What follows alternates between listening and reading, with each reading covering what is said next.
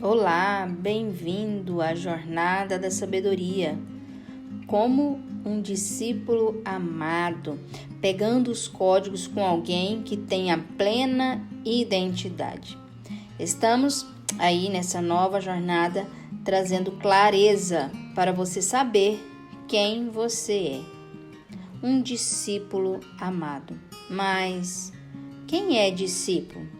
É aquele que está pronto para aprender. E é este o convite diário que estaremos fazendo nesta nova jornada. Se você descobrir a sua verdadeira identidade, você começa a gerar mais resultado. E gerando mais resultados, você consegue alcançar mais e mais pessoas e estender a mensagem. O novo evangelho, ele é dividido em 4 partes. A primeira parte está os evangelhos. Quais são? Mateus, Marcos, Lucas e João, que é o que estamos estudando. A segunda parte, os livros históricos. A terceira, cartas de Paulo. E o último, o livro da Revelação, Apocalipse. Os 3 primeiros evangélicos, de Mateus, Marcos e Lucas, são evangelhos sinóticos. Mas o que é ser um evangelho sinótico? Eles têm algo em comum. Eles falam sobre um mesmo tema. O livro de Mateus foi escrito por judeus, mostrando que Jesus é o rei dos judeus. O livro de Marcos foi feito diferente. Ele foi escrito para os romanos, mostrando Jesus como servo. E o de Lucas foi escrito para os gregos, mostrando Jesus como um homem perfeito. O livro de João é diferente, pois ele abrange todos os evangelhos de forma universal. Ele tem uma comunicação tanto para os gentios como para os judeus. O livro de João mostra que Jesus é o Filho de Deus. O livro de João é dividido em 2 partes. Do capítulo 1 ao 11, ele mostra os milagres. Do capítulo 12 ao 21, ele fala sobre os estudos de Jesus. Ele registra todos os ensinos ali. E no 12, 13, 14 e 15, ele mostra Jesus nas sinagogas. Não é que não tem outros capítulos que não contenha, mas aqui contém esta parte. E hoje estaremos lendo aí João, capítulo 2. Vamos lá iniciar a nossa leitura? Então, bora lá. João, capítulo 2, versículo 1. Vai falar o seguinte: 2 dias depois, houve um casamento no povoado de Canaã, na região de Galileia, e a mãe de Jesus estava ali. 2. Jesus e os seus discípulos também tinham sido convidados para o casamento. Olha só. O casamento dos judeus geralmente durava alguns dias, diferente de hoje em dia. E a mãe de Jesus sabia o que estava acontecendo. Podemos pensar que talvez porque ela seja mais próxima da organização. Quer ver? Vamos continuar lendo. Versículo 3. Quando acabou o vinho, a mãe de Jesus lhe disse: o vinho acabou. 4. Jesus respondeu: não é preciso que a senhora diga o que eu devo fazer. Ainda não chegou a minha hora. 5. Então ela disse aos empregados, anotem isso. Então ela disse aos empregados: façam o que ele mandar. Mas espera aí, se a mãe de Jesus falou para os servos: faça tudo o que ele mandar, quem seria uma apenas convidada para mandar e dar ordem nos serviçais, senão alguém que estivesse ajudando na organização ou que fosse muito próxima à família? Quem saberia que estava acabando o vinho? Quando Jesus fala: o que temos nós em comum, mulher? A minha hora ainda não chegou. Uns pode ver como uma fala mais dura de Jesus, até grosseira. E esta fala se repete lá na crucificação também. Jesus está ali respeitando a sua mãe como uma experiência natural. Continuaremos a falar um pouco mais sobre ela lá mais na frente. Olha só, vamos voltar um pouquinho na Bíblia. Lá em Gênesis, capítulo 41, versículo 55, vai dizer o seguinte: quando os egípcios começaram a passar fome, foram pedir alimentos ao rei, e ele disse: vão falar com José e faça o que ele disser. Preste atenção. Todo aquele que tem a autoridade comprovada vão ser colocada na mão dele uma oportunidade de reger os próximos passos. Assim como José na época da crise do Egito, assim como Jesus nesta festa com os servos, onde se colocaram à disposição dele. Continuando a leitura no versículo 6. Ali perto estavam 6 potes de pedra. Em cada um cabiam entre 80 e 120 litros de água. Os judeus usavam a água que guardavam nesses potes nas suas cerimônias de purificação. Quando fala de 6 potes, pode ser de algo que está faltando. 7 seria o número da perfeição, mas aqui está falando de 6 potes. Versículo 7. Jesus disse aos empregados: encham de água esses potes. E eles os encheram até a boca. 8. Em seguida, Jesus mandou: agora tire um pouco da água deste pote e leve ao dirigente da festa. E eles os levaram. Bom, vamos entender essa parte. Jesus pediu aos servos que pegassem 6 potes, que eram usados como purificação dos judeus. E logo em seguida, Jesus deu um comando: encha-os de água. O que água significa na Bíblia? Durante a leitura, o significado de água representa vida. O que quer dizer? Dentro de você flui rios de água viva. Dentro de cada um flui vida em todos os momentos. O convite é para que você abra a sua boca para jorrar vida para todas as pessoas e para todos aqueles que estão próximos de você. O convite é: abra a boca todos os dias para gerar vida e em todos os momentos. Aqui fala de encher até a boca dos potes. Até a borda significa plenitude, que ele é abundante. Eu vou pular um pouquinho para frente. Amanhã é o capítulo 3. Mas deixa eu falar uma coisinha para você, que lá no capítulo 3 de João, no versículo 34, vai falar o seguinte, ó: aquele que Deus enviou diz as palavras de Deus, porque Deus dá do seu Espírito sem medida, sem limitações. Todo aquele que tem entendimento da palavra, não existe o que? Limitação. Enche os potes até a boca, sem medida. Quando você começar a abrir a sua boca, que da sua boca fluir rios de água vida, fluir vida para outras pessoas, entenda sobre aquilo que você foi derramado do Espírito Santo.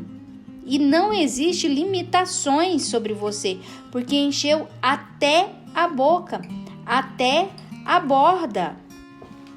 Tá falando aqui no 3:34, aquele que Deus enviou diz a palavra de Deus, porque Deus dá do seu Espírito Santo sem medida. Então, o que é o convite? Transborde. Abra a boca todos os dias para gerar o quê? Para gerar vida. Voltando para o capítulo 2, vamos continuar a leitura no versículo 9. Então o dirigente da festa provou a água e a água tinha virado vinho. Ele não sabia de onde tinha vindo aquele vinho, mas os empregados sabiam. Por isso ele chamou o noivo e disse: Todos costumam servir primeiro o vinho bom, e depois que os convidados já beberam muito, serve o vinho comum. Mas você guardou até agora o melhor vinho. Aqui você vai pegar todos os códigos e começar a replicar em sua vida. O convite é para que sejamos como estes serviçais, que enchemos todos os potes até a borda sem limitação. O convite é: viva todos os dias sem limitações. Olha só, durante todos os primeiros capítulos, até o 11, aqui do livro de João, você vai ver o quê? Os milagres que aconteceu e Jesus executou. Lembre-se que a Bíblia, ela é viva e toda vez que você faz a releitura, você começa a ter um novo entendimento. Então, vamos continuar aqui para o capítulo 12. O 12: Depois disso, Jesus e sua mãe, os seus irmãos e os seus discípulos foram para a cidade de Cafarnaum e ficaram ali alguns dias. Ali servia como um quartel-general, depois da prisão de João Batista. Continuando a leitura no versículo 13. Alguns dias antes da Páscoa dos judeus, Jesus foi até a cidade de Jerusalém. 14. No pátio do templo encontrou pessoas vendendo bois, ovelhas e pombas, e viu também os que sentados à sua mesa trocavam dinheiro para o povo. 15. Então ele fez um chicote de cordas e expulsou toda aquela gente dali, e também as ovelhas e os bois. Virou a mesa dos que trocavam dinheiro e as moedas se espalharam pelo chão. 16. E disse aos que vendiam pombas: Tirem tudo isso daqui. Parem de fazer da casa do meu pai um mercado.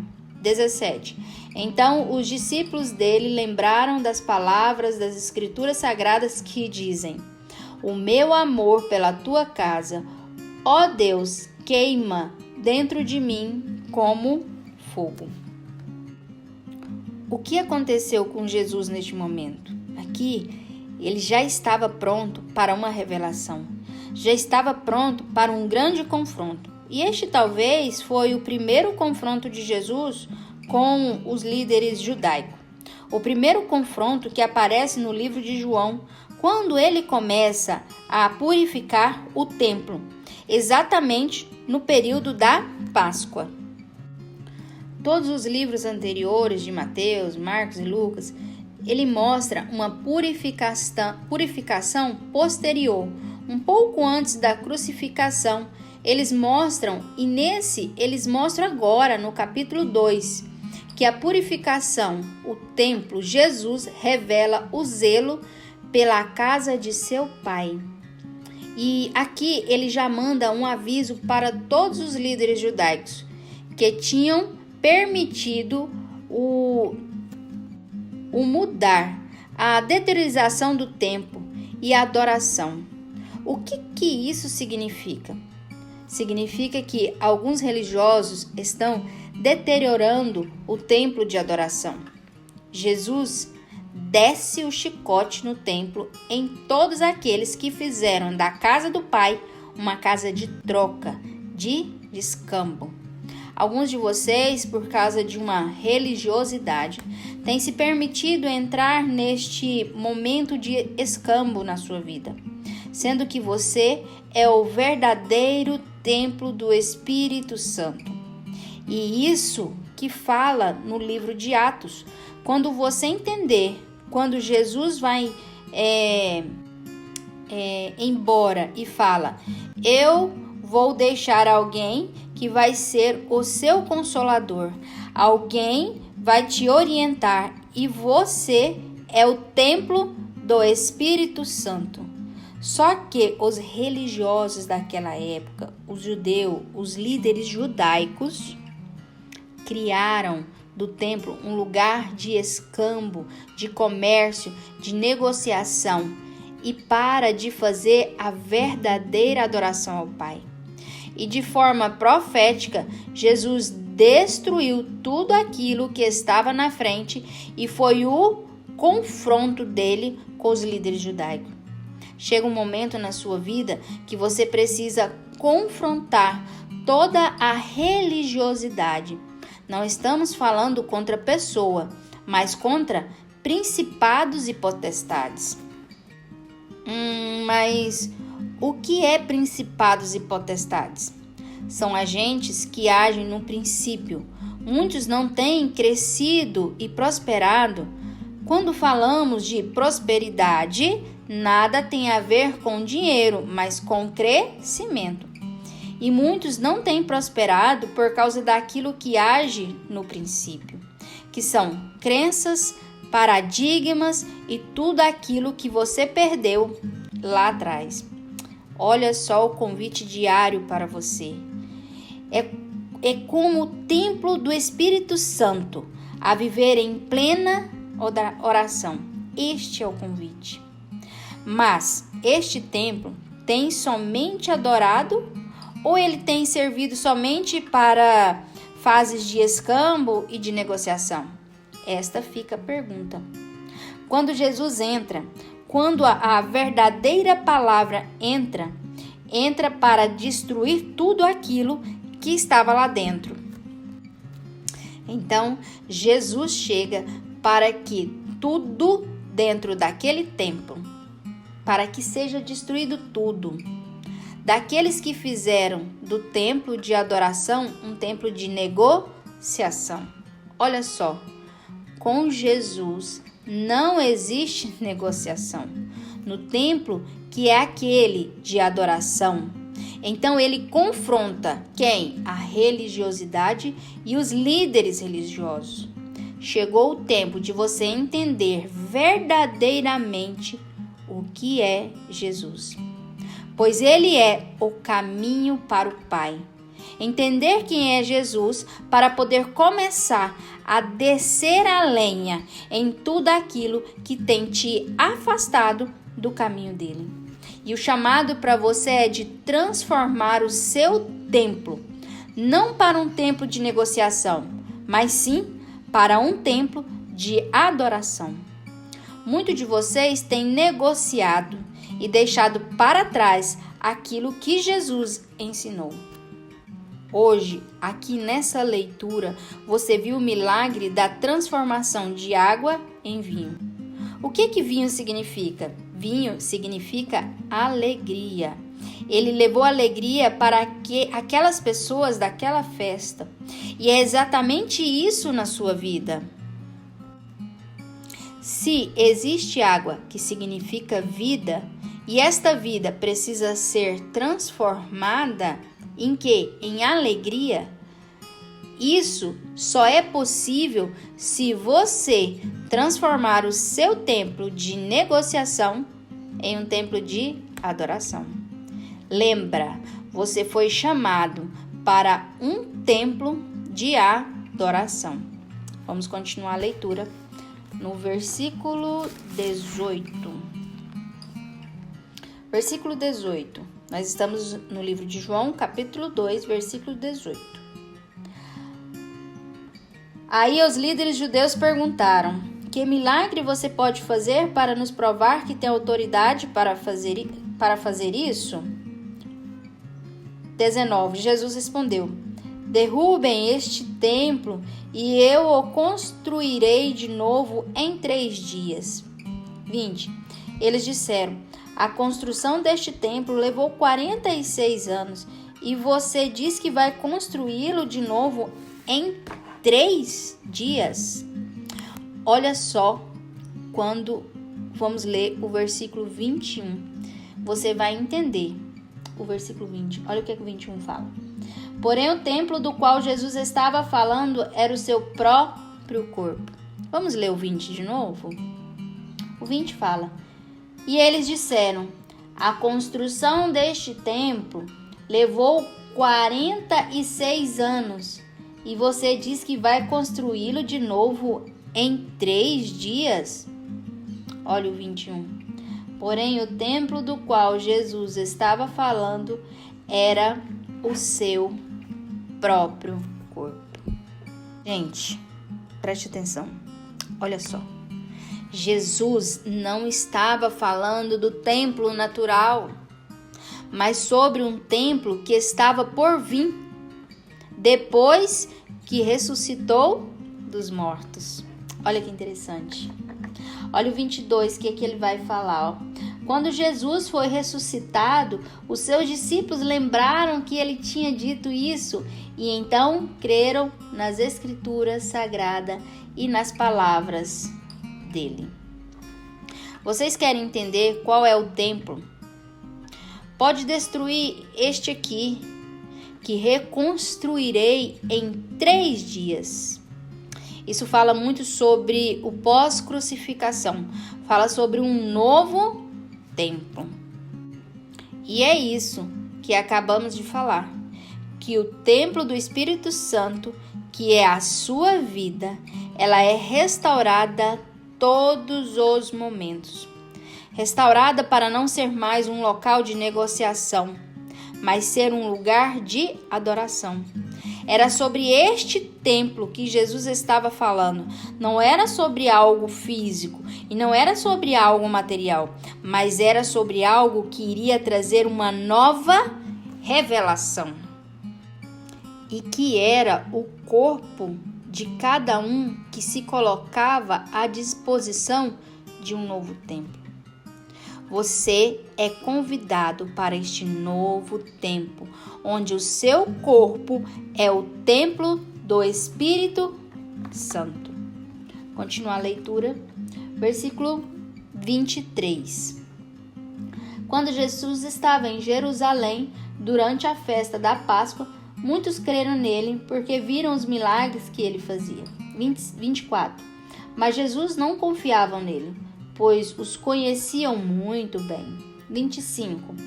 E ninguém precisava falar com ele sobre qualquer pessoa, pois ele sabia o que cada pessoa pensava. Esta jornada vai fazer você se apaixonar por algo novo. O convite é: faça a releitura do capítulo 2 novamente, e o Senhor começará a te revelar grandes coisas. Ele vai trazer algo novo na sua mente e na sua vida. Você vai entender que o seu templo, que o seu corpo não é um templo de negociação, mas sim um templo de adoração. Não viva somente de um Deus de ouvir falar, de religiosidade, mas viva um Deus de relacionamento, de intimidade. Lembra, você foi chamado para este novo tempo este para servir o seu corpo como um templo de adoração. Lá em Atos repete aqui que o profeta já fala: os últimos dias eu derramarei sobre o meu povo o meu espírito. Nos últimos dias os velhos voltarão a sonhar e os novos profetizarão. Nós teremos autoridades para libertar, salvar, curar os doentes. Hoje é o dia de você encher até a borda todos os barris que estão próximos a você. Hoje é o dia de refletir aquilo que está aqui no capítulo 3. Olha o que está no capítulo 3 aqui, ó, que eu li agorinha, 34. Vou ler de novo. Aquele que Deus enviou diz as palavras de Deus, porque Deus dá do seu Espírito Santo sem medida. Chegou o dia de você não ter mais limitações e começar a transbordar. Chegou o momento de viver algo novo todos os dias. Encerramos aqui a leitura. Faça a releitura. Espero que não esteja só nessa caminhada. Lembra do companheiro? Lembra do seu parceiro? Espero que você esteja aí com mais um, andando junto. Não é bom que caminhem só. E por hoje encerramos aqui o capítulo 2 do livro de João.